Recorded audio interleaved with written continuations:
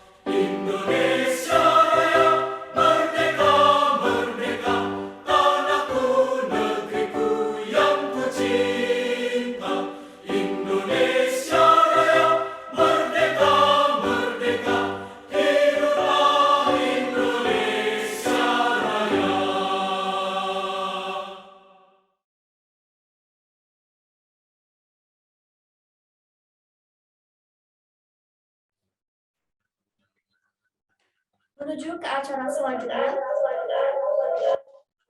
sambutan CEO HMJM FEB Universitas Jenderal Sudirman kepada Mas Renaldi Rizky, saya persilakan.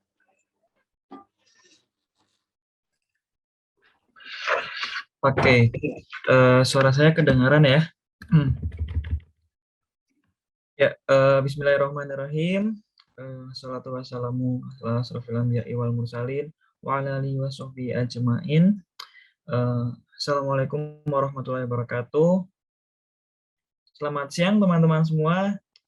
Yang terhormat Ibu Dr. Siti Zulaiha Wulandari, SMSI, selaku perwakilan dari jurusan manajemen. Yang saya hormati jajaran pimpinan di HMJM FEB Unsud periode 2021. Yang saya banggakan teman-teman dari panitia serta pengurus dan juga peserta pada kegiatan siang hari ini. Ya, pertama-tama marilah kita panjatkan puji syukur kehadirat Allah Subhanahu wa taala yang telah melimpahkan segala rahmat dan hidayahnya serta kuasanya sehingga kita bisa mengikuti kegiatan pada siang hari ini. Atas berkat rahmatnya, semoga kita selalu diberikan kenikmatan ya, dan semoga yang sedang sakit atau yang berhalangan hadir segera disembuhkan atau diangkat penyakitnya. Oke, yang kedua saya mengucapkan terima kasih kepada Batik Dwi Putro sudah mengizinkan teman-teman dari HMJM FEB Unsud ya untuk mengadakan kunjungan perusahaan atau kunjungan UMKM. Terima kasih sekali. Harapan besar bagi kami semoga nantinya kita bisa melakukan kegiatan-kegiatan seperti ini ya untuk menambah wawasan, menambah sharing-sharing kita gitu, sehingga nanti dapat ilmu yang didapatkan luas seperti itu ya. Oke. Visit Company merupakan kegiatan setiap tahun yang diadakan oleh HMJM ya. Biasanya memang diadakan secara berkala memang. Nah, biasanya juga diadakan secara offline gitu. Tapi untuk kali ini karena memang di masih pandemi ya, masih situasinya seperti ini tidak memungkinkan kita untuk berkunjung secara langsung dengan kuota yang banyak gitu. Dan mungkin karena ini ada panitia yang ada di sana gitu, tetap jaga protokol kesehatan gitu. Nah, tentunya kegiatan ini gunanya untuk teman-teman bisa melihat ya secara langsung gimana sih proses produksi gitu, gimana sih di dunia kerja seperti apa sih nanti ketika kita mungkin mengembangkan produk kayak gitu ya, mulai dari perencanaan sampai produk jadi dan mungkin bisa ketika nanti setelah dipasarkan itu seperti apa sampai ke tangan konsumen gitu. Nah ini teman-teman perlu mengetahui gitu agar nantinya ketika sudah di dunia kerja itu tidak kaget seperti itu. Dan juga di sisi lain ya untuk apa ya, karena kita kunjungannya di batik ya, di UMKM batik tentunya kita juga perlu mengetahui gimana sih terkait perkembangan batik di Indonesia ini gitu. Nah, sesuai dengan perkembangan zaman, perkembangan globalisasi, tentunya style ataupun fashion dari global itu sudah masuk ke Indonesia ya, dari pakaian gaya barat gitu, sehingga mungkin teman-teman di sini atau mungkin kita ya itu melupakan yang namanya produk lokal ataupun yang memang kain-kain khas batik Indonesia itu seperti apa gitu. Tapi jangan sampai produk Barat ini menggerus apa ya budaya lokal kita gitu, pakaian-pakaian kita gitu. Ini merupakan apa ya kesalahan gitu. Kita harus mengembangkan, harus mengetahui apa aja sih motif-motif batik di Indonesia maupun gimana sih ciri khasnya, gimana sih cara pembuatannya dan lain-lain gitu agar bisa terjaga kualitasnya dan juga tetap diakui sebagai produk Indonesia seperti itu. Nah, tentunya di Banyumas ini ataupun di Purbalingga ya karena ini Batik Dwi Putro ini terletak di Purbalingga ya untuk produksinya sudah berkembang bahkan sudah mencapai nasional. Oke. Nah, sehingga sudah tidak diragukan lagi ketika kita berkunjung ke sini ya, memang sudah diakui secara nasional dan sudah sering sekali mengikuti event-event untuk apa? Intinya untuk mengenalkan batik dari daerah Purbalingga itu sendiri gitu, terutama pada merek brand Dwi Putro gitu.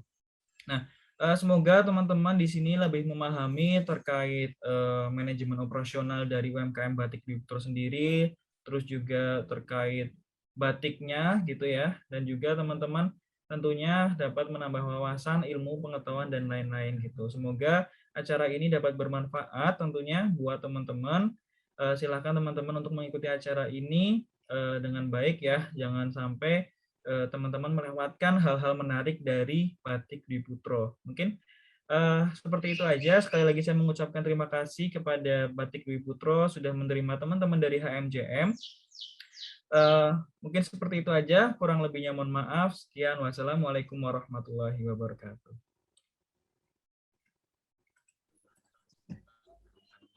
Terima kasih kepada Mas Renaldi Rizky selaku CEO HMJM FEB Universitas Jenderal Sudirman. Selanjutnya adalah sambutan perwakilan Kepala Jurusan Manajemen FEB Universitas Jenderal Sudirman. Kepada Ibu Dr. Siti Zulaiha, SEMSI, saya persilakan.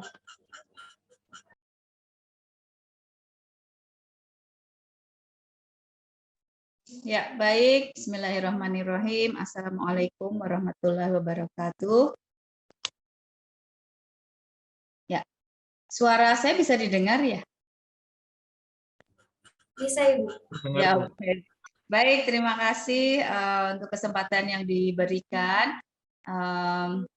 Puji syukur kehadirat Allah Subhanahu wa taala, hari ini teman-teman HMJM ya bisa melaksanakan kegiatan berkat limpahan kasih sayang Allah Subhanahu wa taala sehingga diberikan kekuatan, kesehatan untuk dapat melaksanakan kegiatan visiting company ini.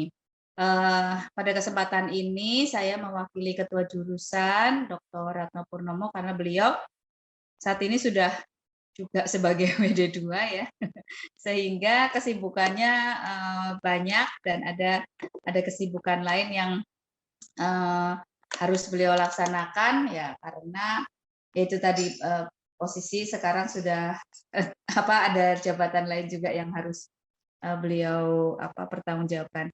Nah, untuk kesempatan hari ini saya mengucapkan terima kasih yang sebesar-besarnya terutama kepada UKM Batik Dwi Putro karena sudah bersedia menjadi tempat untuk belajar dari teman-teman mahasiswa ya. Dan saya sampaikan juga ke siapa kemarin yang menghubungi saya bahwa apakah saya bersedia mewakili memberi sambutan, menurut saya amat sangat bersedia gitu. Karena antara saya dan tim di jurusan manajemen dengan UKM Batik Dwi Putro itu sudah berhubungan cukup lama ya, beberapa tahun terakhir ini kami selalu mengadakan kegiatan sehingga ini semacam ada regenerasi ya dari dosen kemudian ke mahasiswa ya. Terima kasih untuk Mas Kukuh ya dan Mas Eka yang sudah berkenan menerima rekan-rekan mahasiswa. Kemarin saya lihat update statusnya Mas Kukuh dan Mas Eka kedatangan tamu dari Unsud. Oh ternyata adalah teman-teman mahasiswa dari FEB. Ketika berbicara UMKM gitu, saya visiting company-nya ke UMKM. Wah ini saya apresiasi ya karena ini selaras dengan visi misi Unsud ya yang fokusnya adalah pada rural development, pengembangan di pedesaan. Kemudian ini juga selaras dengan apa yang digencarkan sekarang yaitu pengembangan ekonomi kreatif ya. Kita tahu Kemenparekrafnya sangat luar biasa support untuk UMKM yang bergerak dalam subsektor industri kreatif dan batik merupakan salah satu budaya bangsa yang harus diapresiasi. Selain memiliki nilai budaya juga memiliki nilai ekonomi. Teman-teman nanti bisa belajar dari UKM Batik Dwi Putro bahwa ada banyak pihak-pihak yang terlibat ya di dalam proses kreativitas mereka, dalam proses bisnis kreativitas mereka. Kemudian juga teman-teman bisa belajar bagaimana inovasi dalam produk karena batik itu meskipun produk budaya tradisional, tetapi kita tahu bahwa keberadaannya saat ini diakui cukup luas ya, sehingga harus terus berinovasi ya, keluar dari pakem biasanya yang ada, kemudian produk-produk turunan yang lain yang dibuat dari batik, kemudian juga mengembangkan ada namanya eco fashion atau eco print. Nah, selain teman-teman mahasiswa mendapatkan hal-hal baru, pengalaman baru, pengetahuan baru. Tidak lupa juga teman-teman mahasiswa bisa berbagi apa yang pernah dilihat, apa yang pernah didapat di kampus, mungkin di organisasi, yang itu bisa di-sharing juga ke UMKM ya. Jadi knowledge sharing-nya itu timbal balik dua pihak. Artinya dari teman-teman mahasiswa mungkin perspektifnya anak muda, kemudian apa yang jadi tren, kemudian penggunaan IT misalnya ya, optimalisasi marketing ya secara online, meskipun UMKM juga mungkin sudah melakukan, tapi teman-teman dari generasi yang lebih muda biasanya mungkin lebih paham ya apa sih yang diinginkan oleh anak-anak sekarang, kemudian bagaimana perilaku pembelian anak sekarang, kemudian teman-teman mahasiswa juga bisa melakukan penelitian bagaimana persepsi anak-anak muda zaman sekarang ini terhadap batik ya. Kemudian juga teman-teman bisa membuat sebuah program sociopreneur, mengkampanyekan batik ya, produk batik yang sesungguhnya. Sebab yang sekarang banyak ditemui itu masyarakat tidak paham apa itu batik, bahwa batik itu adalah kain yang dibuat dengan perintah malam. Jadi kalau cuma kain pabrikan yang dibuat di pabrik, itu sebetulnya bukan batik. Jadi ada batik tulis, ada batik cap, ada tiruan batik. Nah, yang banyak beredar sekarang adalah tiruan batik, yang itu biasanya bahkan made in China atau buatan luar negeri yang lainnya. Oke, saya rasa nanti jadi kuliah perbatikan ya, lama sekali. Mudah-mudahan apa yang saya sampaikan ini mewakili ketua jurusan dapat menjadi bekal teman-teman mahasiswa semua dalam melakukan visiting company di tahun 2021 ini. Mudah-mudahan acaranya berjalan lancar, sukses, bermanfaat untuk kedua belah pihak dan juga kepada masyarakat yang lain ya, stakeholders yang lain. Selamat menikmati knowledge sharing untuk baik UKM maupun untuk teman-teman mahasiswa. Itu saja yang bisa saya sampaikan. Terima kasih. Assalamualaikum warahmatullahi wabarakatuh. Terima kasih Bu Siti Zulaikha Wulandari atas kesempatannya. Lalu acara yang selanjutnya adalah penayangan video company profile Batik Dwi Putra.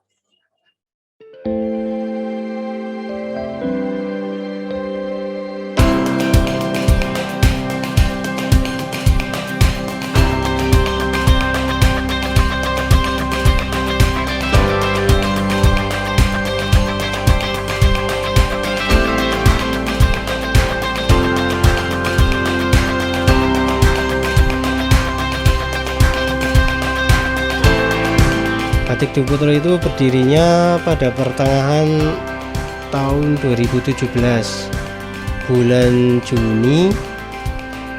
Seiring berjalannya waktu, Batik Dwi Putra ini mengikuti berbagai event dan kegiatan dan lomba, dan salah satunya itu yang paling menurut saya paling berharga itu mendapatkan juara 3 dari Gebyar UMKM Center 2018 tingkat provinsi di Semarang.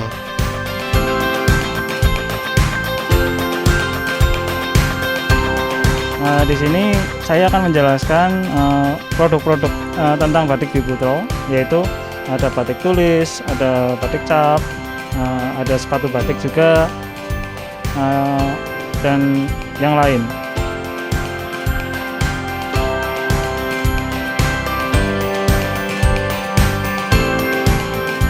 Ciri khas batik Dwi Putra itu adanya cap daun di sini. Kita kombinasikan dengan daun, dedaunan asli, terus kita warnai supaya memunculkan efek-efek warna yang lain dengan warna gradasi atau warna abstrak.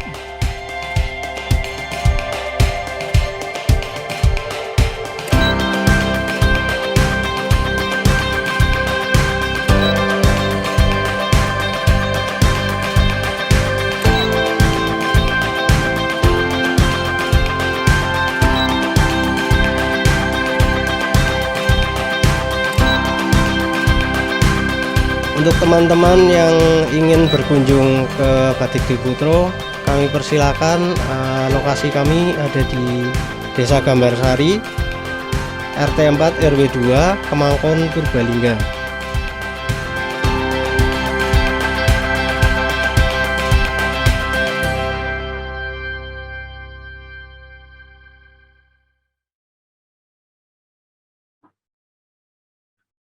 Baik, jadi telah kita saksikan video company profile Batik Dwi Putra.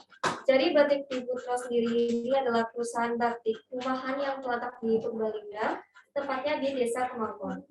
Batik Dwi Putra ini sendiri sudah berdiri sejak tahun 2007. Lalu acara selanjutnya adalah presentasi visit company oleh Batik Dwi Putra. Kali ini materi visit company akan dibawakan oleh Bapak Eka Mulyono yang sudah ada di sebelah saya. Saya persilakan.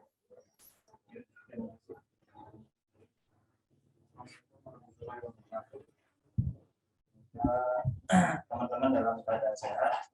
Alhamdulillah kali ini saya kedatangan teman-teman dari FEB Universitas Dewa Sudi. Ini pengalaman pertama kami mengikuti acara seperti ini. Terima kasih teman-teman sudah mempercayakan kepada Batik Dwi Putra.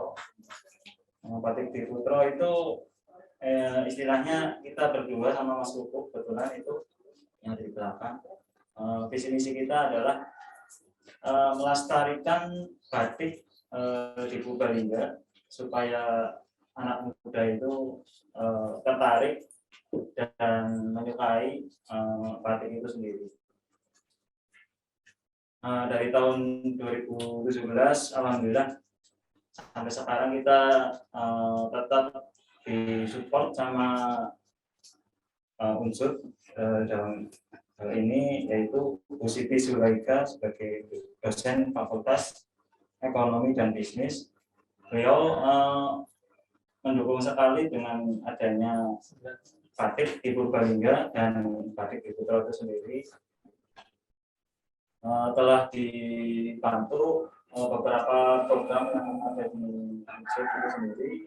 Salah satunya yaitu program-program pelatihan, bantuan peralatan, ada pemasaran, dan fasilitasi peralatan, termasuk yang di sebelah saya, di belakang saya ini adalah alat display yang disupport sama Usut. Alhamdulillah kita disupport penuh dengan Usut dan Usut. Untuk yang selanjutnya kami memproduksi berbagai macam batik, salah satunya batik cap. Ini yang saya pakai, kebetulan ini batik cap. Terus ada batik tulis yang ada di belakang saya ini, dan batik kombinasi. Apa itu batik yang dinamakan batik cap? Kita batik cap itu prosesnya tetap menggunakan malam. Itu namanya batik cap. Kita menggunakan malam dan alatnya itu kita menggunakan alat canting cap namanya. Prosesnya dari awal kain putih kita cap, terus habis selesai kita cap, kita warnai menggunakan pewarna sintetis. Di situ selesai kita proses sampai finishing kayak gitu.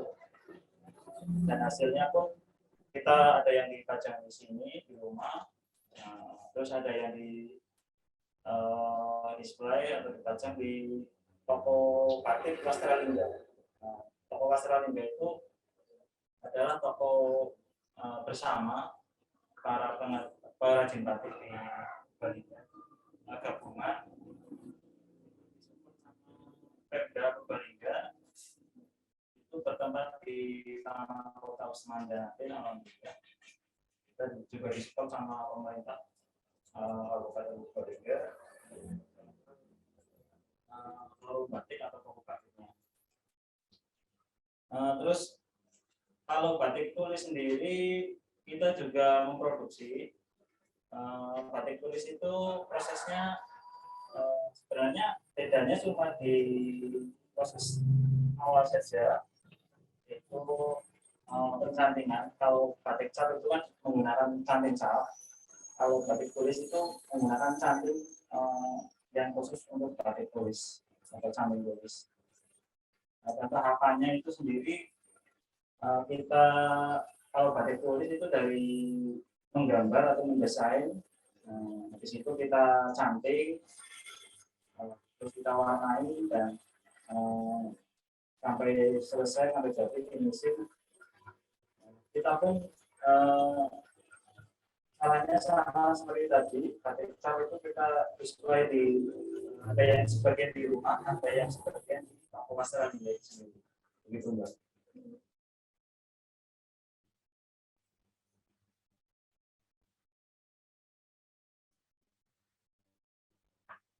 Tahapan. Kalau tahapan-tahapan lainnya itu quality control. Ya, quality control itu kita biasanya di proses yang juga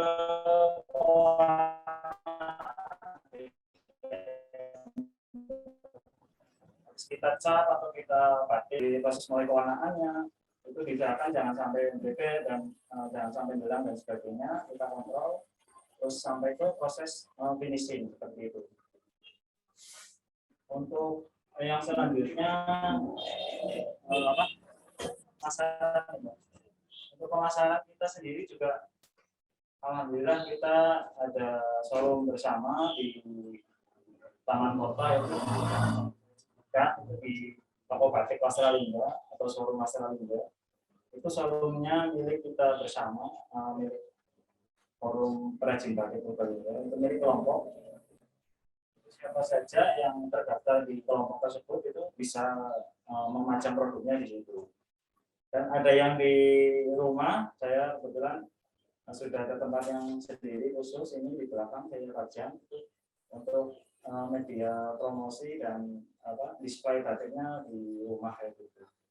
Terus yang lain juga kita menggunakan sosial media kayak Facebook, Instagram, itu kita pakai untuk media promosi kita. Untuk selain ini nih Bang, kayak yang dilihat dari belakang kan ini kain-kain ya Pak ya? Ya kain. Nah sedangkan yang di depan ini displaynya ada kayak sepatu, ada teko-teko juga. Apakah dari Bivurnas itu emang bukan cuma produksi kain dan baju?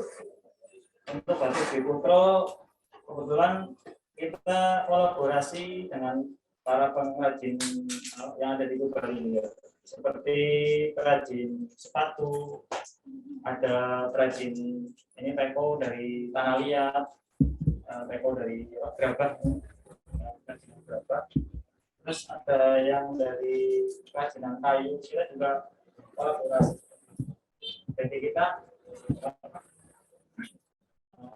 batiknya itu tidak hanya sekedar kain atau kita jadikan baju atau suatu kain yang lain yang gitu, kita juga berusaha memproduksi kolaborasi dengan produk-produk yang lain seperti teko, ada sepatu, ada kerajinan kayu seperti itu.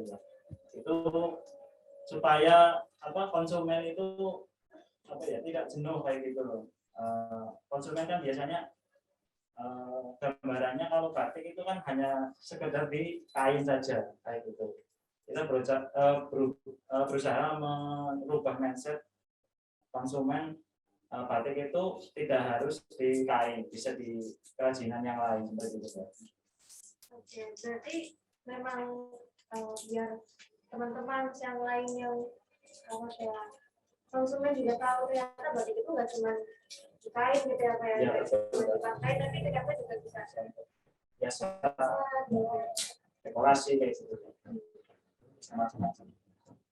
Nah, saya mau tanya tentang tahapan prosesannya, bisa tolong dijelasin nggak pakai batik tulis? Itu kan pertamanya tadi Bang menjelaskan kayak kita pilih kain, terus habis itu di gunting gitu.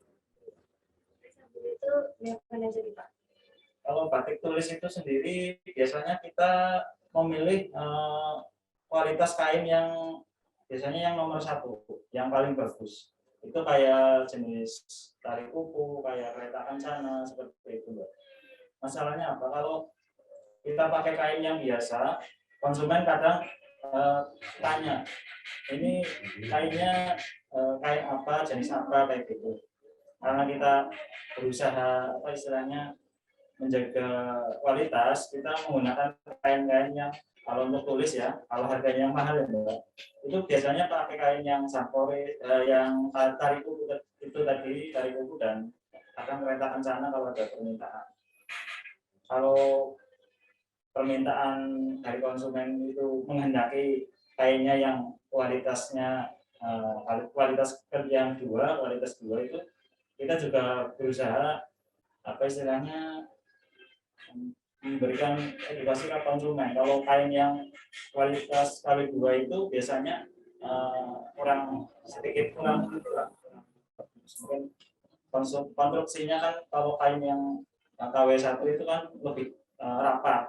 Biasanya seperti itu. Kita mengedukasi ke konsumen juga kenapa bisa mahal dan bisa murah, itu tergantung jenis kainnya. Nah, terus kalau tahapan yang selanjutnya habis pemilihan bahan, kita ke proses yang selanjutnya, yaitu proses desain. Desain itu menggambar. Kita menggambar di kain, bisa kita langsung menggambar kayak gitu, atau kita jiplak menggunakan kain jahitnya sudah jadi, atau kita menggunakan kertas seperti itu. Selesai di desain, kita langsung ke tahapan yang selanjutnya, yaitu pencantingan atau pembatikan. Misalnya yang memakan waktu yang lama itu di pencantingannya itu, karena kita biasanya kalau motif-motif klasik itu waktu untuk pencantingan atau pembatikannya itu bisa memakan waktu sampai 1 atau 2 minggu seperti itu dengan motif klasik. Terus selanjutnya itu habis proses pencantingan, kita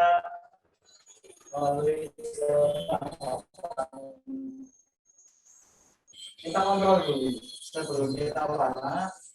Biasanya kita ada pengontrol yang apa ya, ada yang beber atau ada yang ngepes dan sebagainya, supaya nanti pas diwarna itu hasilnya juga lebih bagus kayak gitu. Terus yang selanjutnya kita warna itu biasanya menggunakan pewarna sintetis. Kadang juga ada yang menginginkan itu pakai warna yang warna alam kayak gitu. Terus selesai kita warna, kita ke tahapan yang terakhir Mbak. Biasanya kita tahapannya itu perebusan atau pelorotan kalau kita istilahnya. Kita rebus menggunakan air panas dan dicampur sedikit soda atau caustic, soda api begitu. Setelah proses yang terakhir tersebut, pelorotan, kain sudah bisa dipakai. Itu karena proses pelorotan itu proses yang membuang atau membersihkan malam yang nempel di kain setelah proses pembatikan dan pewarnaan. Nah, kalau gitu kan dijemur dulu nggak, Pak? Nah, itu habis kita prosesnya yang terakhir itu kita jemur, tapi kita angin-anginkan ke langsung ke matahari langsung. Kita angin-anginkan saja. Kenapa kalau kain batik biasanya nggak perlu dijemur langsung ke panas matahari, cukup kita angin-anginkan saja, itu sudah. Berarti kalau misalnya lagi musim hujan kayak gini, kalau misalnya nggak kena matahari langsung juga sebenarnya nggak apa-apa ya Pak? Nggak masalah. Kalau kain batik memang harusnya itu perawatannya itu pun jangan langsung dijemur di bawah matahari, cukup diangin-anginkan saja di bawah atap kayak gitu, nggak masalah Mbak. Itu bisa kering, cepat kering Mbak. Kalau boleh tahu kenapa dipanggil tidak disarankan ke matahari langsung? Nah, itu perawatan batik itu khususnya, itu yang paling utama itu adalah proses penjemurannya itu. Kita jangan kita menjemur batik di bawah panas matahari yang terik kayak gitu, yang langsung kayak gitu, itu nggak boleh karena itu bisa merusak warna biasanya Mbak. Warnanya bisa cepat pudar kayak gitu, seperti itu. Kalau zaman dulu biasanya nyucinya malah biasanya pakai sabun khusus, sabunnya namanya lerak itu. Warak itu buah yang kayak kurma itu nanti direndam pakai air hangat, diaduk-aduk, nanti keluar busanya itu untuk menguji busanya seperti itu. Kita bisa lebih awet gitu ya warnanya. Ya, itu biasanya batiknya lebih awet dan nggak luntur kayak gitu. Terus untuk batik cap sama batik kombinasi sendiri prosesnya sama nggak Pak atau ada yang beda? Kalau batik cap bedanya itu di proses pencantingan saja, pencantingan. Dan batik cap biasanya kita menggunakan canting cap. Canting cap itu sendiri juga ada yang terbuat dari bahan kertas, kayu. Yang paling mahal itu dari lembaga seperti itu. Kita menggunakan alatnya juga berbeda, nggak cuma pakai kompor dan canting. Kita ada meja cap dan khusus kompor dan wajan untuk cap ya gitu. Itu prosesnya seperti itu. Kalau tahapan yang selanjutnya prosesnya sama kayak tadi tulis, pewarnaan dan atau perbusan. Terus batik kombinasi ini berarti kombinasi antara batik tulis sama batik cap gitu ya Pak? Kalau batik kombinasi sendiri itu antara kombinasi ya batik cap dan batik tulis. Misal kita bikin cap untuk kolongnya saja atau garis pinggirnya saja kayak gitu. Garis pinggirnya saja biasanya tapi ada isian-isiannya di tengah itu. Nah, itu kita ngecapnya itu hanya kolongan saja. Nanti kita kombinasi dengan titik-titik atau isian-isian yang lain, salut dan sebagainya. Itu biasanya untuk kombinasi batik tulis dan cap. Jadi di sini tuh prosesnya 100% tidak menggunakan mesin. Ya, di sini 100% nggak ada apa ya istilahnya, nggak ada bantuan mesin. Kita manual semuanya.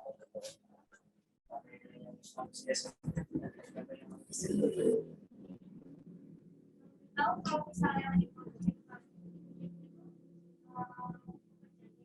atau gimana? Kalau untuk proses produksi, untuk prosesnya itu, namanya itu. Kalau untuk proses produksi sendiri itu biasanya nggak mesti. Kadang kalau lagi setelah gambar selesai, kadang ada yang bantu ngecat, jadi kita di sini multifungsi. Jadi diharapkan itu semua bisa apa ya, bisa mengerjakan kayak gitu lah. Harus semuanya bisa kayak gitu, diharapkan seperti itu. Nah, untuk batik cap sendiri Pak, saya lihat di plak ada mobil Spiderman, ada Naruto, ini berarti bikin gitu Pak? Iya. Kalau ini kadang ada permintaan konsumen Mas bikin batik yang untuk anak-anak kayak gitu. Nah, kita namanya anak-anak kita kadang cenderungnya ke apa ya, film-film kartun kayak gitu. Makanya di sini kita terapkan ada tokoh-tokoh kartun seperti Spiderman, ada Naruto kayak gitu.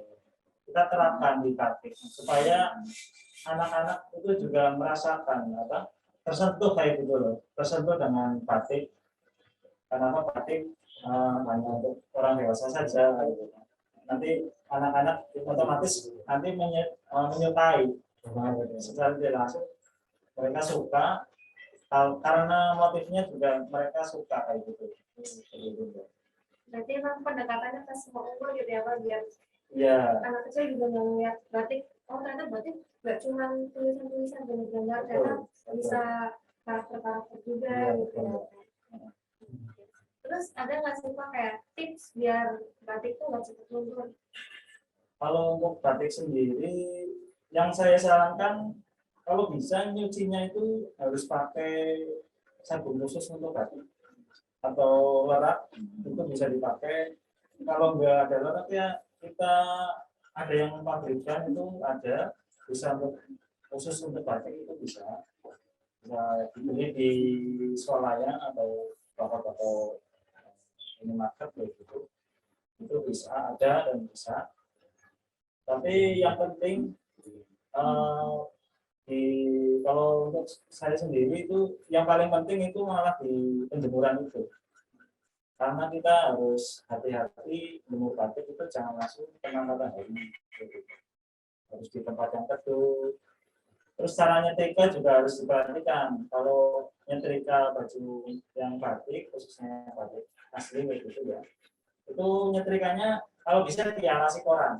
Jadi sebelum ke kain kita atasnya dikasih koran dulu, baru kita setrika.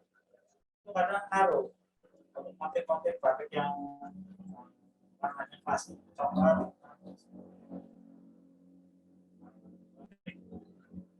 karena habis kita setrika langsung, kalau dialasi koran itu bekas kayak gitu, ada bekas setrikaannya gitu.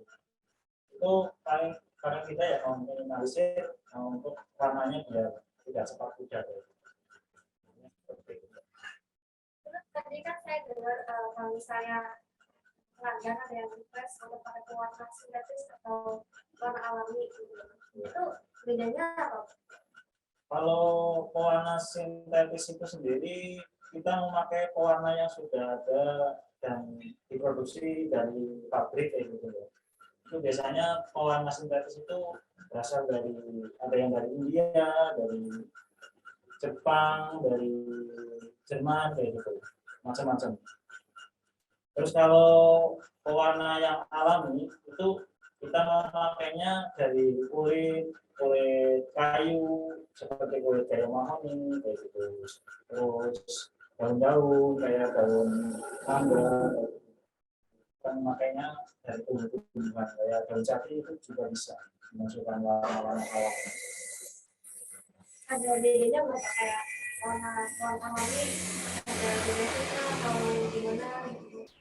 Ya otomatis kalau kita pewarnanya beda, kita bisa apa istilahnya ya, kita bisa menambah pemasukan tentang melalui pewarnaan tersebut, karena pewarnaan antara pewarna alami dan sintetis itu sangat berbeda caranya. Ya, caranya, tahapannya dan lama pengerjaannya. Kalau warna sintetis itu kita tinggal pakai sudah siap, langsung bisa kita aplikasikan kayak gitu. Kalau warna alami kita harus dari daun, dari kulit kayu kita rebus dulu, terus habis kita rebus memunculkan warna-warna tertentu, baru kita saring, kita dinginkan kayak gitu, terus baru kita untuk mewarna. Tahapannya kalau pewarna alami itu lebih lama, kalau pewarna sintetis itu lebih cepat kayak gitu. Untuk perbandingan harga juga berpengaruh. Kalau warna sintetis harganya itu cenderungnya apa ya, stabil lah, lebih murah kayak gitu lah dibanding dengan warna sintetis, warna alam. Karena warna alam itu sendiri juga prosesnya ribet, lama, harus nyelup berapa kali gitu. Makanya kalau harga pewarna sintetis dan alam itu perbandingannya bisa 200%. Bedanya seperti itu. Jauh lah intinya. Bisa 2 kali lipat harganya kalau yang warna alam lebih mahal. Misalnya seperti itu. Jauh banget ya Pak bedanya. Jauh banget. Karena prosesnya lebih lama itu lah. Operator bisa slide berikutnya nggak? Nah, kan saya lihat ada pemasaran nih Pak di masa pandemi ini ya Pak ya. Apalagi batik yang notabene tuh jarang orang pakai gitu. Pemasaran dari batik di kota sendiri itu kayak gimana? Kalau di masa-masa pandemi ini ya memang kita terasa sekali karena pemesanan yang biasanya rutin dari instansi, dari sekolahan gitu, itu banyak yang di cancel karena yaitu mungkin masa pandemi ini biayanya dialihkan ke yang lain, atau misal untuk sekolah itu, untuk sekolah kan belajar di rumah gitu ya. Nah, itu sangat berpengaruh sekali karena mungkin daripada beli batik, baju batik seragam, sekarang dibeli, tapi dipakainya untuk bulan berikutnya atau tahun depan malah itu menurut saya mungkin apa ya, sih ya malah cenderung ke pemborosan, karena kalau beli batik sekarang untuk dipakai tahun depan kan apa ya, nggak mungkin ukurannya kayak gitu loh, ukurannya mereka sudah beda lagi kayak gitu, mungkin ada perubahan lebih besar dan sebagainya. Kita kan menurut saya seperti itu sih kalau di masa pandemi ini seperti itu. Tapi alhamdulillah kita masih ada pesanan walaupun nggak banyak kayak gitu, tetap ada lah, alhamdulillah tetap ada. Untuk penyimpanan barangnya sendiri tuh semuanya yang di sini sama Di toko batik Castello itu udah semuanya di situ atau ada yang disimpan di mana gitu? Kita baru ada di 2 tempat, di rumah sendiri sama di toko Astralingga itu ya, karena kita stoknya itu belum banyak ya. Belum banyak karena kita produksi banyak itu kalau ada pesanan kita baru kerjakan begitu. Mending kita kita stok kain yang masih mentah, masih putih kayak gitu, daripada kita memproduksi batik.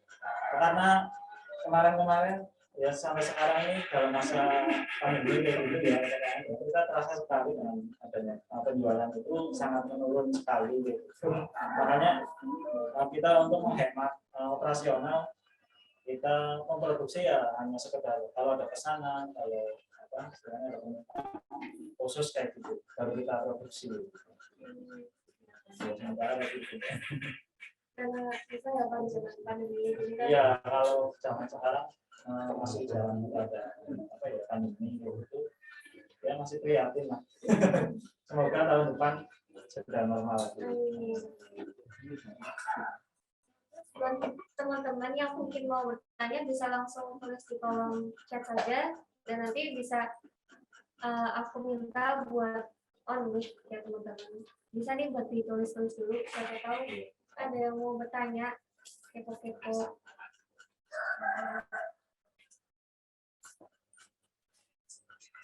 Berarti batik di Putra sendiri ini masih baru ya Pak, dari 2017? 2017 saja udah hampir pertengahan lah, sekitar pertengahan 2017 kita baru berani buka baru berani bikin banner sendiri lah, bikin nama sendiri batik di Putra itu. Karena sebelumnya kita masih ngikut orang kayak gitu ke desa Selabaya gitu. Tempatnya ketua forum kreasi batik di Bali itu Pak Yuda Prasulu.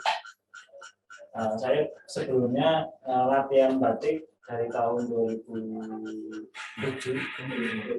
saya latihan batik. Dan basicnya itu, basic keluarga saya sendiri pun itu nggak ada yang dari pembatik, basic keluarga saya itu ya pedagang lah, kayak mbak saya itu pedagang gorengan, pedagang padi kayak gitulah, pedagang padi gitu. Bahkan di Gambasari sendiri pun alhamdulillah saya ini mengawali adanya batik di desa Gambasari kayak gitu. Oke. Kenapa nih Pak? Kan dari keluarga sendiri ada yang batik. Kenapa Bapak tiba-tiba pengen coba batik? Karena saya senang waktu kecil, waktu SD, kalau ada pelajaran seni rupa atau gambar itu, saya paling senang loh. Karena apa, itu bisa menyalurkan hobi saya. Menyalurkan hobi itu, kalau saya itu sistemnya kalau bikin gambar dulu itu ya, itu sistemnya ATM. ATM itu singkatan dari amati, tiru, modifikasi kayak gitu ya.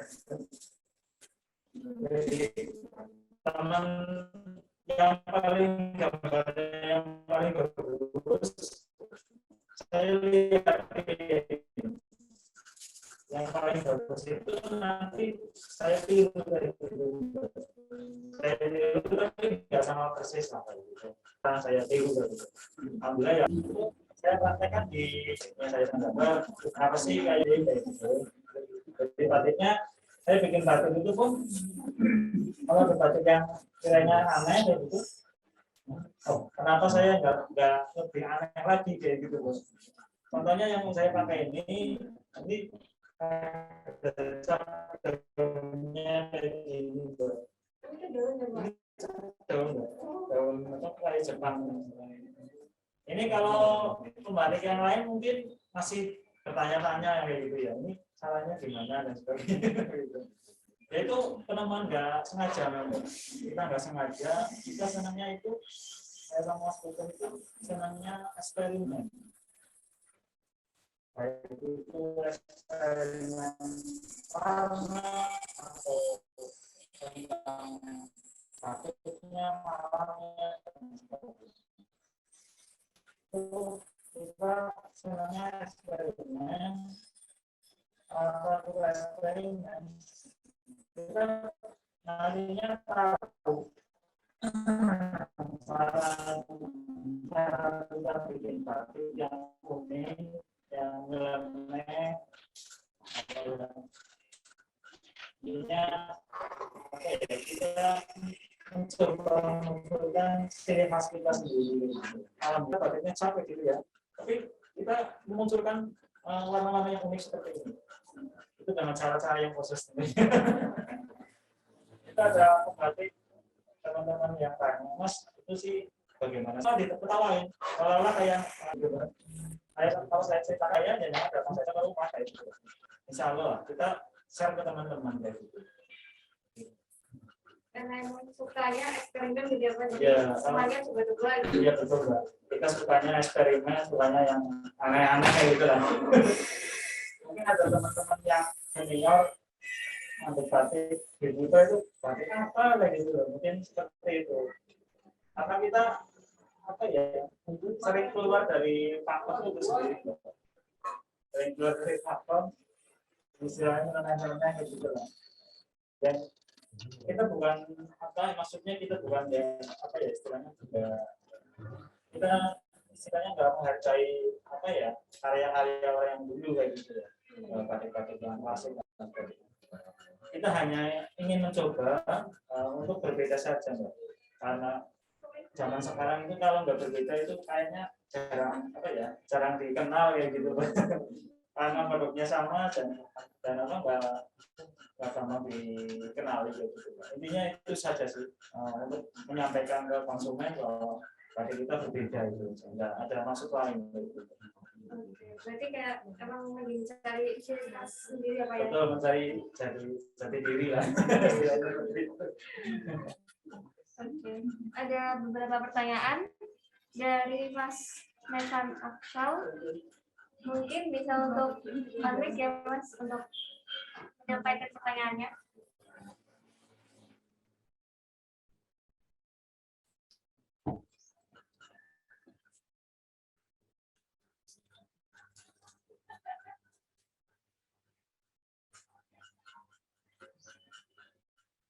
Dan mungkin untuk bisa on cam sekalian ya Mas Nevan, biar kita bisa saling bertatapan gitu ya.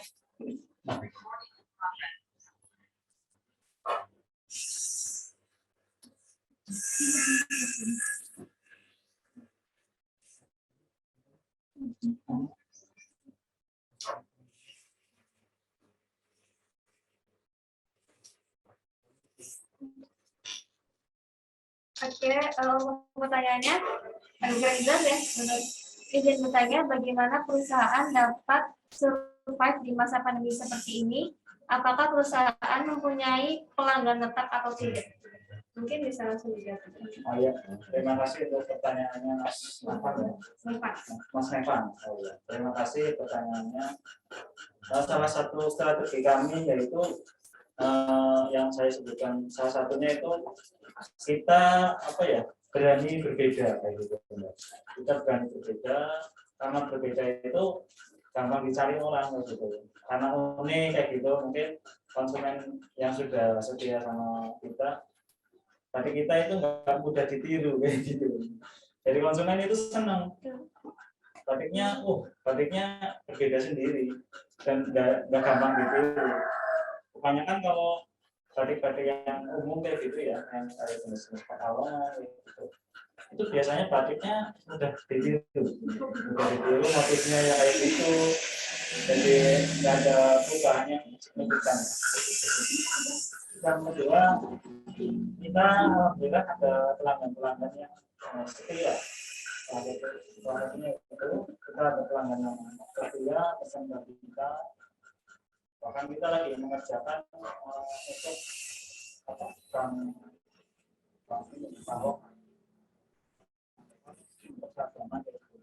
kita ada pesanan seperti itu. Kemarin ada sempat booming, ada motif lurik, ada batik lurik kayak gitu.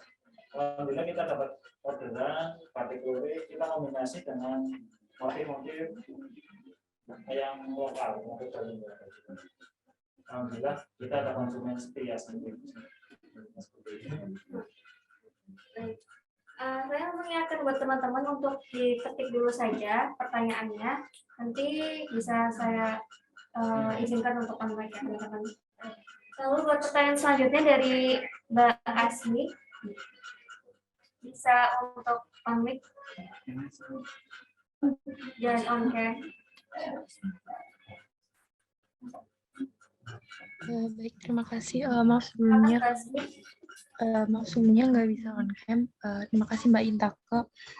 Izin bertanya, untuk batik ini di masa pandemi itu memasarkannya lebih menggunakan online shop atau offline itu yang lebih efektif yang mana? Lalu jika ada pelanggan yang memesan dalam jumlah banyak, apakah boleh untuk request motifnya seperti itu? Terima kasih.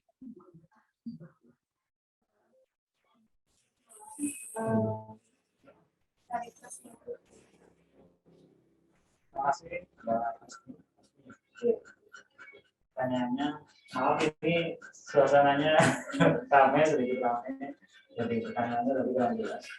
Untuk pemasaran ya Mbak ya, untuk pemasaran kita dua-duanya berjalan beriringan kayak gitu, imbang Mbak, antara offline dan online kita berusaha kayak gitu Mbak.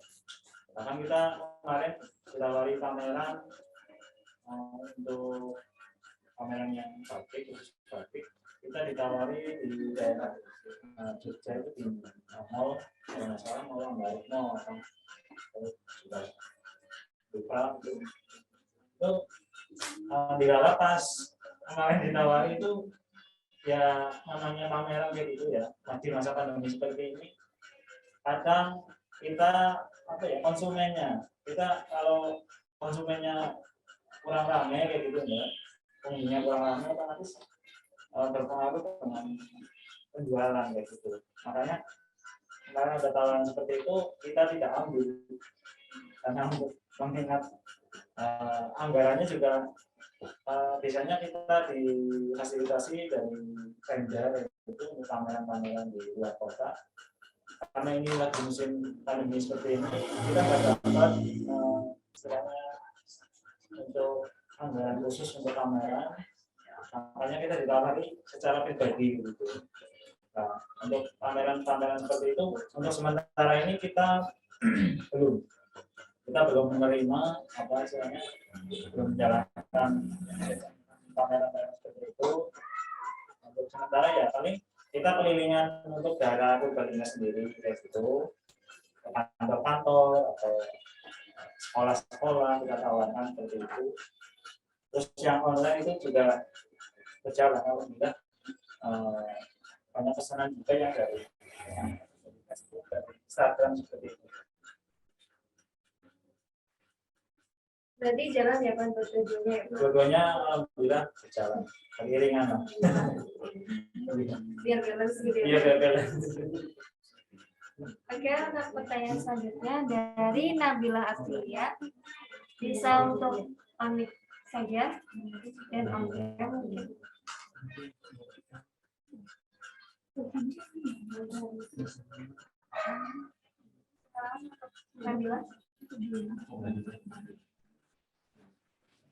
Oke, mungkin langsung saya bacakan saja. Bagaimana cara pemasaran perusahaan batik agar disukai anak-anak remaja? Oke Mbak Nabila, terima kasih pertanyaannya. Untuk sasaran kita ke remaja dan anak-anak milenial itu Mbak, kita memang strateginya yaitu kita bikin batik, bagaimana caranya itu yang nyeleneh, yang aneh-aneh kayak gitu, yang nggak pasaran kayak gitu. Walaupun istilahnya kita menyasar untuk anak muda, kita menggunakan batik-batik yang kekinian, kayak batik-batik motif modern kayak gitu, motif kartun, motif. Dulu pernah ada yang pesan, Mas, saya pesan batik yang motifnya ayam. Jadi motifnya itu ada ayam dan anak-anaknya 3 kayak gitu. Ayamnya pun itu bentuknya lucu, Mbak. Jadi nggak kayak ayam biasa itu, ayam yang normal. Bentuknya kayak ayam kartun itu lah, gambar-gambar anak TK kayak gitu lah. Itu saya heran ada yang pesan seperti itu. Oh mungkin menurut saya, oh itu untuk anaknya mungkin gitu. Ya nanti kan ada pesanan aja yang kayak gitu. Itu menyasar biasanya untuk anak-anak muda, kalangan milenial seperti itu. Terus untuk pewarnaan sendiri juga kita berusaha warnanya yang ngejreng-ngejreng, ini kita warnanya campur-campur abstrak dan sebagainya. Itu sasaran kita yaitu satunya muda ya, nggak bosan.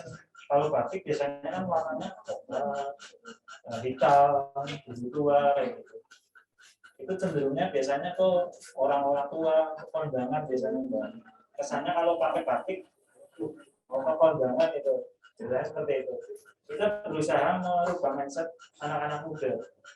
Pakai batik itu kita harus bangga, nggak harus di kondangan kayak gitu loh. Makanya kita berusaha membuat batik yang berbeda, yang unik, yang abstrak kayak gitu. Itu insya Allah banyak disukai yang kalangan remaja dan anak-anak muda.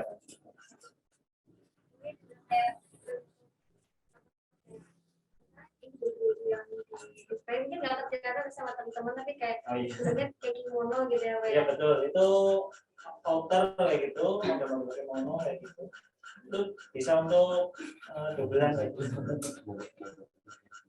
Untuk apa ya? Kita pakai baju dalam kayak gitu, nanti luarnya kita pakai batik.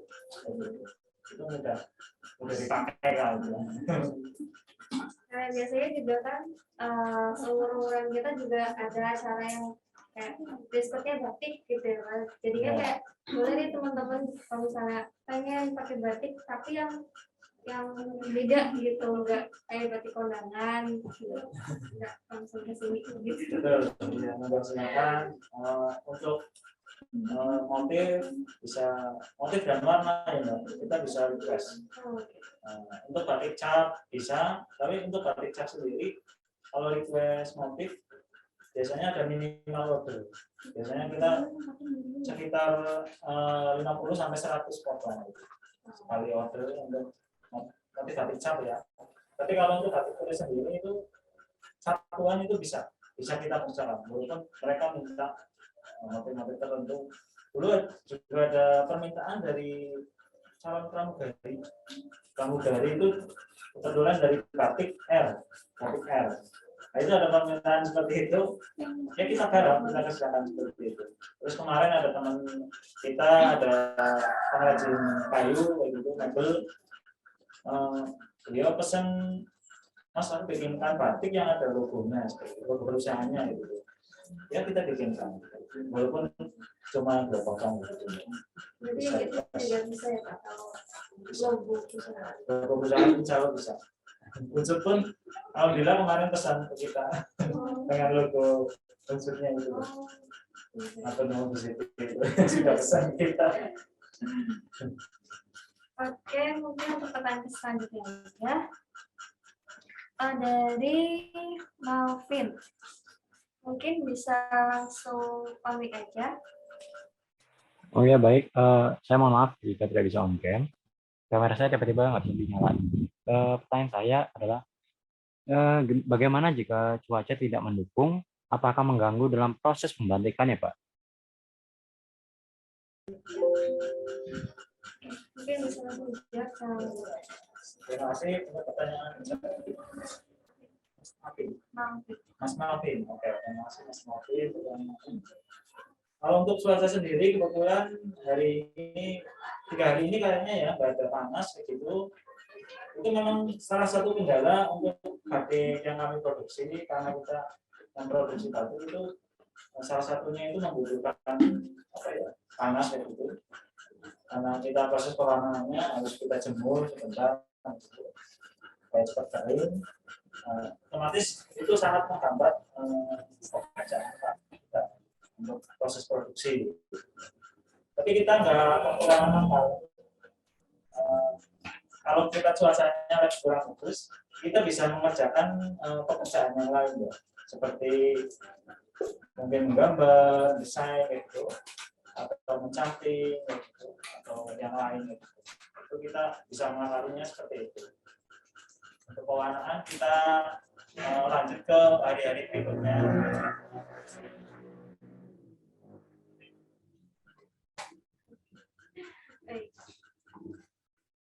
Mungkin seperti itu, Mas Malvin, apakah sudah cukup? Terima kasih, Pak.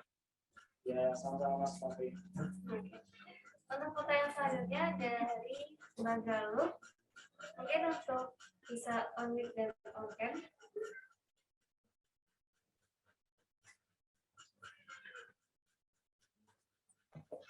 Apakah suara saya sudah terdengar? Mungkin sedikit lebih keras ya, Magalup. Oke. Izin bertanya, Pak. Bagaimana ketika usaha batik Bapak sedang mengalami suatu kegagalan produksi? Cara seperti apa yang dapat Bapak lakukan? Dan bagaimana jika usaha batik tersebut mengalami ketidaklakuan atas produksi, Pak? Apalagi di saat pandemi saat ini yang sangat jarang sekali akan permintaan suatu produk. Terima kasih. Untuk pertanyaannya tadi kegagalan proses produksi, ya kita memang kalau mau produksi batik apa ya, terutama untuk yang seragaman gitu, kita pasti ada aja yang hasilnya mungkin apa ya pewarnaannya kurang bagus, nggak rata, terus pencantingannya apa ada yang kita berusaha batik ini harus dijadikan sesuatu. Makanya kita berusaha untuk menjadikan batik tersebut sebagai apa ya produk jadi kayak gitu, Mbak. Contohnya ini kayak sepatu. Ini kita kadang memerlukan perca-perca batik seperti itu. Nah, kalau batik-batik yang istilahnya kurang bagus, tidak lolos seleksi, itu kita gunakan untuk produk-produk yang seperti ini, kayak sepatu, karena kita bikin tas juga, nah seperti kayak gitu. Terus kita bikin baju pun orang itu nggak melihat ini batiknya tadinya seperti apa, itu tidak melihat. Karena kalau dibikin baju kan kita bisa milih. Ini batik yang di sini ada cacatnya, kita hindari seperti itu. Terus kita ada juga yang dikombinasi sama kaos gitu. Misal kita ada kaos polosan kayak gitu, kita kombinasi dengan batik yang gagal tadi. Caranya kita potong batik yang istilahnya masih bagus, nggak belang dan nggak rusak gitu. Kita potong sebagian, kita tempel di depan sini. Seperti itu, ada yang di depan, seperti itu. Kita tempel, kita jahit di tengahnya kayak gitu, itu sudah jadi sesuatu gitu. Itu pertama kali kita nggak sengaja, kita kombinasi dengan kaos. Alhamdulillah konsumen juga menyukai kayak gitu. Respon konsumen juga bagus. Kita pernah dapat seragaman untuk goes kayak gitu. Goes dan komunitas-komunitas kayak gitu. Alhamdulillah. Terus dari GI, Bank Indonesia pun pernah pesan ke kita untuk souvenir kaos yang ditempeli batik seperti itu. Orang nggak nyangka kalau nggak mendekat itu nggak kelihatan. Itu kayak batik dilukis, sebenarnya itu hanya ditempel saja gitu loh. Jadi orang penasaran, ini batiknya gimana, kaosnya batiknya gimana, setelah dipegang dilihat, ternyata ditempel gitu.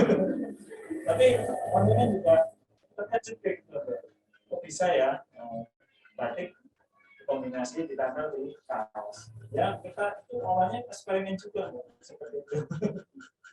Warnanya nggak menyangka itu batik dong. Saya kira itu bisa blown apa Bisa blown, nah itu kan banyak orangnya nggak nyangka gitu. Akhirnya kita ada pesanan kayak gitu, alhamdulillah.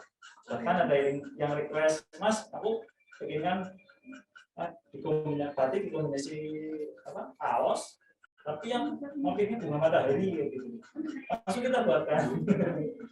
Kan cuma ukurannya berapa senti gitu. Kebetulan kita ada kain putih yang ukurannya segitu, langsung kita bikin. Karena kita pakai kain yang lebar itu kan dipotong-potong kan sayang. Nah, untuk mengakali seperti itu kita kombinasi dengan kaos kita tempel kayak gitu, seperti itu.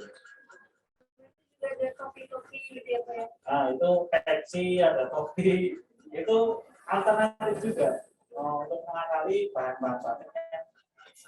Misal batik ini nggak laku kayak gitu, atau ada yang cacat kayak gitu, kita berusaha menjadikan sesuatu produk biar bisa dipakai, bisa dipasarkan.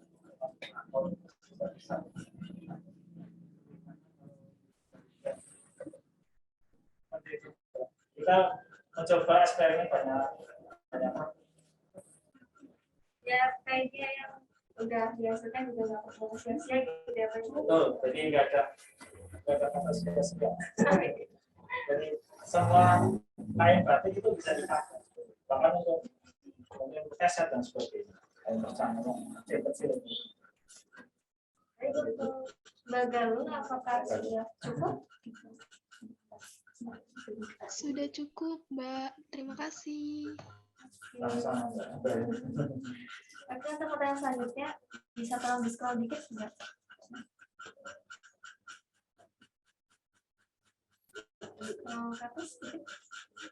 Oke, dari Mbak Dinda Puspita. Boleh silakan langsung kontak dengan MKM.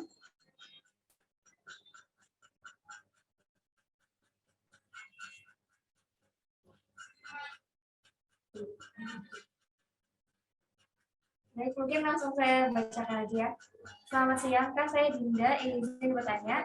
Sebagai upaya pelestarian budaya dan memperkenalkan batik pada masyarakat luas, apakah dari Batik Dwi Putra ini memiliki program atau membuka tempat untuk melakukan pelatihan bagi yang ingin belajar membuat batik? Terima kasih. Oke, terima kasih pertanyaannya Mbak Dinda. Untuk program-program kayak pelatihan itu kita juga alhamdulillah bekerja sama dengan LPK, LKP. Selanjutnya LKP Kulimaya dan satunya lagi LKP Amanah. Itu memang tujuannya pelatihan batik itu sasarannya juga semua kalangan sih, nggak cuma orang-orang yang biasa, untuk ya anak-anak lah. Dan kita sudah berjalan sekitar 3 tahun ini kalau nggak salah. LKP Kulimaya itu latihan batik kita sudah berjalan kalau nggak salah sudah 3 tahun. Dan untuk LKP Amanah itu sudah tahun ini kita sudah mulai kolaborasi. Dan untuk pelatihan batik di rumah pun kita sebenarnya ada peserta pelatihan itu satu keluarga, adiknya, kakaknya lagi. Jadi, cowoknya 2, ceweknya 1. Itu saya salut, mereka satu keluarga kompak belajar batik di sini kayak gitu. Ibunya juga mendukung, dan ibunya juga sudah pernah rasa anaknya itu bisa belajar batik di sini. Alhamdulillah sudah ada yang ke tahapan ke pewarnaan, mau ke pewarnaan, sudah cantik, sudah selesai. Yang 2 itu masih ke masih dalam tahapan desain. Kita juga membuka monggo silakan bisa datang langsung ke sini untuk tanya-tanya dulu juga nggak masalah begitu, pelatihan dan sebagainya, monggo datang saja ke tempat kami, kami terbuka. Bisa melakukan ya Pak. Ya betul Pak. Jadi teman-teman kalau yang pengen belajar gratis, penasaran nyobain aja gitu, nggak apa-apa, langsung sini aja. Tanya-tanya gitu. Terus untuk pertanyaan selanjutnya dari Mas Sahal, bisa untuk dan on-cam.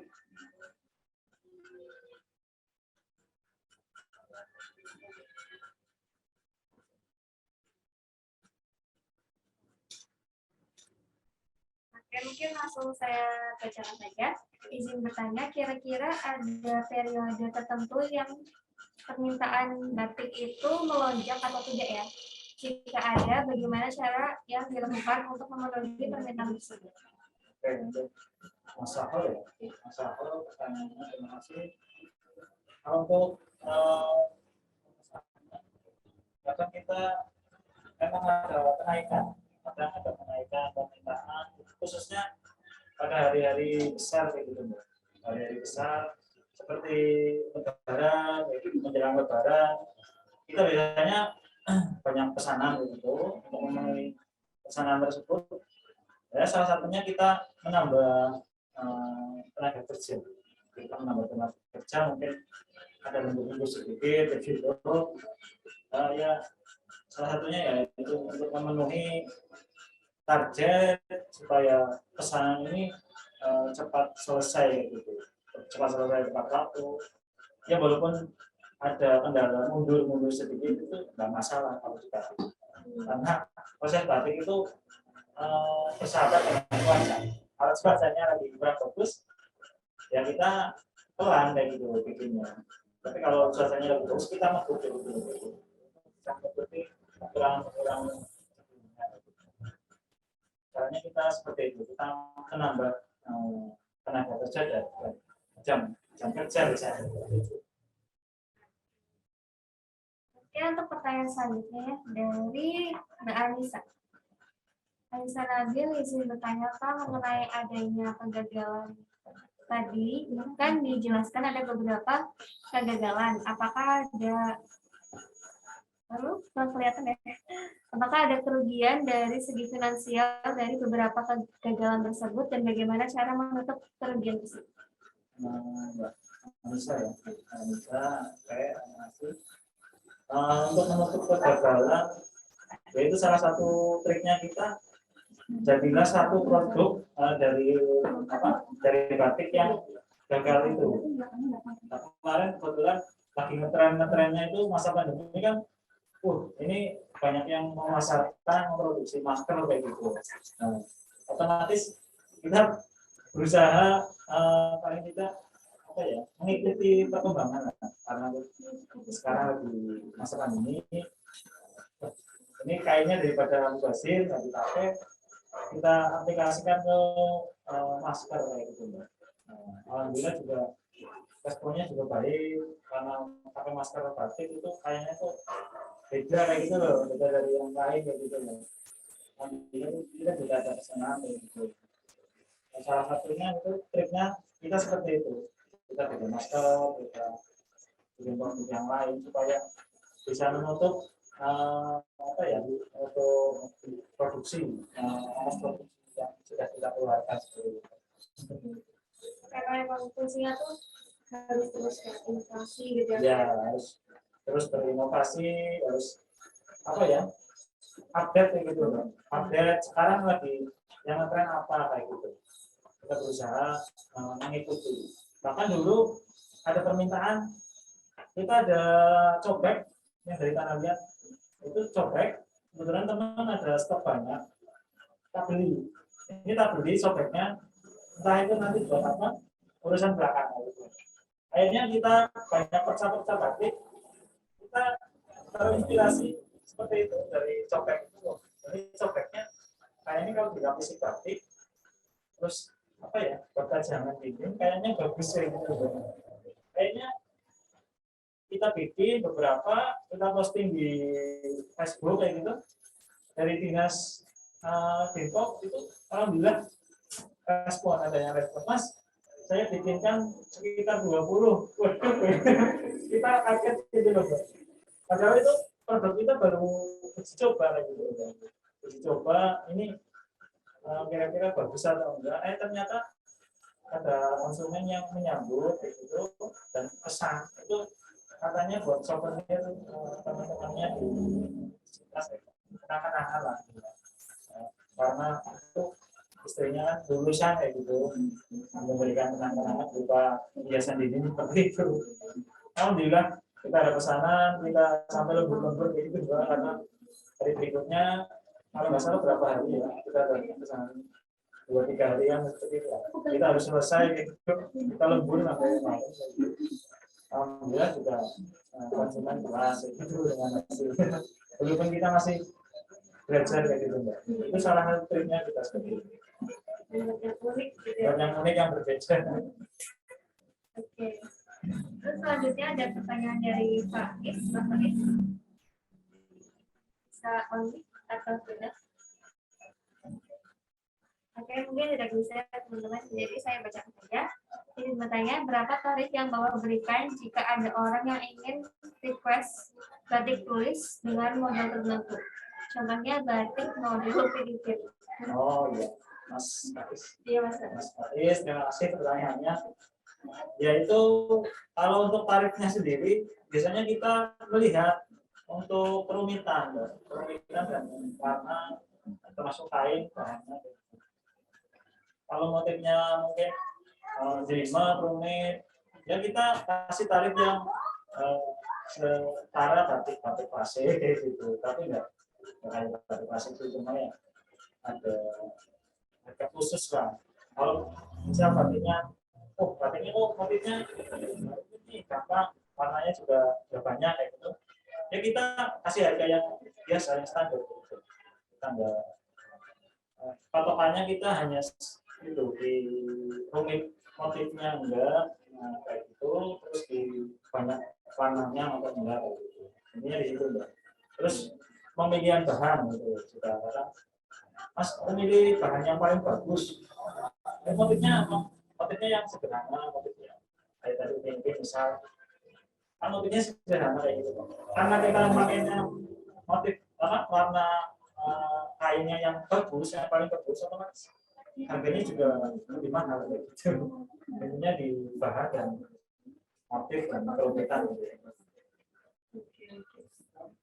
Lanjut pertanyaan. Mungkin ini pertanyaan untuk ya teman-teman dari Mas Rizky. Maaf Pak, saya ingin bertanya, bagaimana cara perusahaan mengelola persediaan bahan baku supaya produksi tetap bisa berjalan efektif? Ya, Mas Rizky, terima kasih. Kalau untuk bahan baku kita berusaha nyari supplier yang paling toko supplier yang paling murah, kita jangkau kayak gitu, dan stoknya kita biasanya stoknya kita tetap jaga supaya stoknya itu tetap ada, kita nggak kurang stok kayak gitu. Kadang ada konsumen, ada permintaan yang mendadak, Mas aku bikinkan seragaman 10 atau 20 potong kayak gitu. Kalau kita sudah punya stok bahan baku, kita nggak kesulitan kayak gitu. Tapi kalau kita data beli kayak gitu, kita sudah terpotong untuk waktunya itu untuk belajar kayak gitu.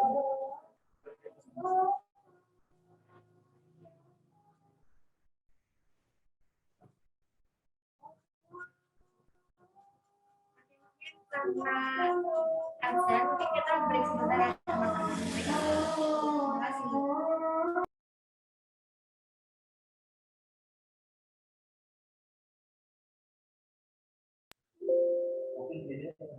Untuk selanjutnya penyerahan plakat kepada Batik itu.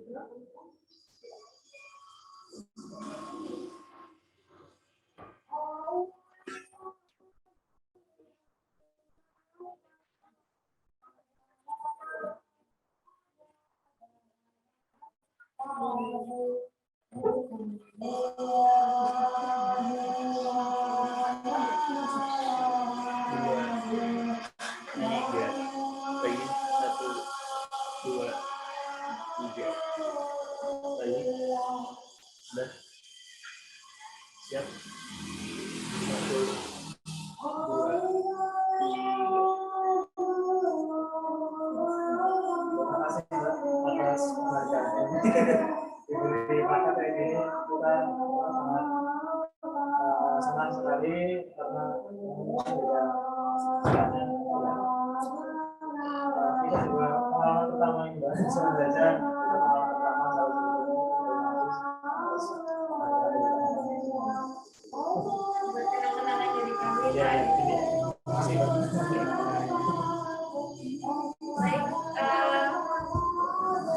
Kita sudah sampai ya teman-teman di penghujung acara. Namun sebelum kita menuju ke acara penutup, akan ada dokumentasi terlebih dahulu. Maka dari itu saya meminta untuk selesai untuk menyalakan kameranya. Silakan teman-teman untuk menyalakan kameranya untuk dokumentasi.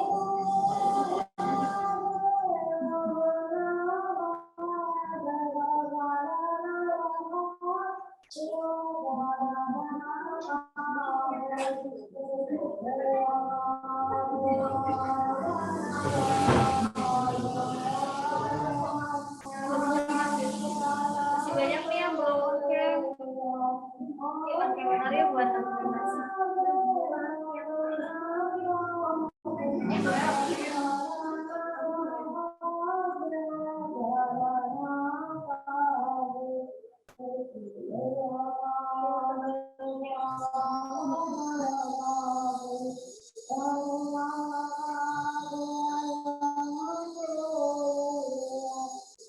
Masih ditunggu ya teman-teman. Oke.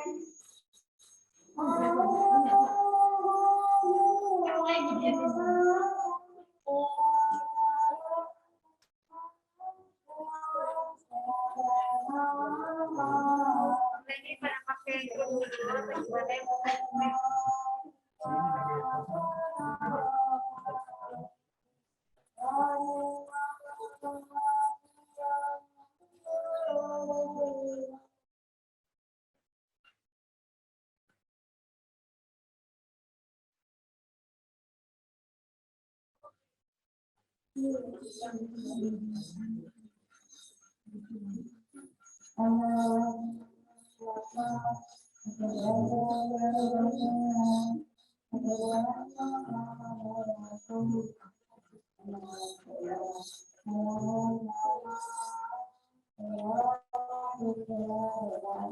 Oke.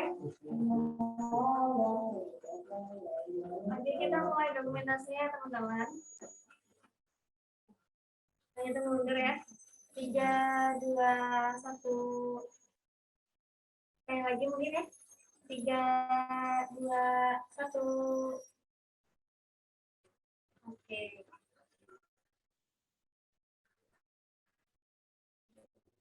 Terima kasih kepada semua peserta dan pihak terkait yang telah menghadiri acara Visit Company kedua kali ini. Saya juga berterima kasih kepada Batik Dwi Putro yang telah mengizinkan kami